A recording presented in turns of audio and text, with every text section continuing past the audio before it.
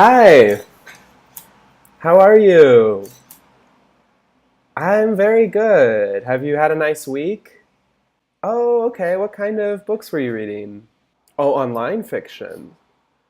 Okay, so they're written like on the computer and they're, I guess, contemporary works. Yeah, contemporary. Uh-huh. It means written today or recently. Uh-huh. 当代. Right. Contemporary, that's right. Nicely done.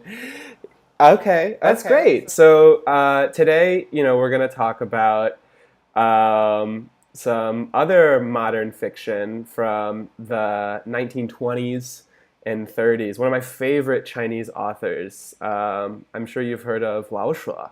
Right, 骆驼祥子 is his most famous work. We call it, there's lots of translations, rickshaw boy. Oh, I just said that one of the translations for that title, 骆驼祥子, we can call it rickshaw boy.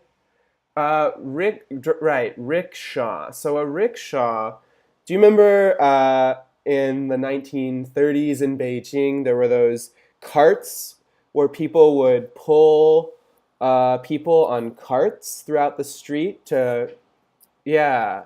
I don't know the Chinese term for that. I can't remember. 拉车吧. Uh-huh.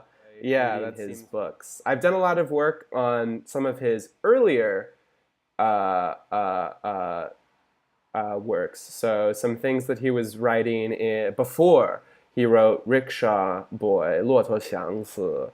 So he was living in London for a really long time, for 5 years. Right, so he went to London for any number of reasons, but he was able to, he was invited to teach Chinese, actually. So at that time, in the 1920s, there were already sort of, there's the University of London, the school, it was called the School of Oriental Studies, Oriental 东方, School of Oriental Studies, and he taught Mandarin in London. And he also wanted to work on his English, just like you, right? So he was, yeah. So Lao Shuo was reading him too. That was how he learned. That was how he learned English. Was reading these big books. So he didn't have Skype, right? He couldn't. He couldn't communicate like that. So he had to read. In the 1920s, he was living in London, and he had work, but it was there was a lot of discrimination that he faced when he was in London. I don't know if you know this word discrimination. Okay, so why don't you try to say it a few times? Discrimination. That was perfectly said. Yeah. 歧视的意思. So what sort of discrimination do you think he might face living in London at the time? Right, exactly. So racial discrimination, 种族歧视. So at that time in London, there were lots of bad movies that would say that the Chinese people would, eat rats.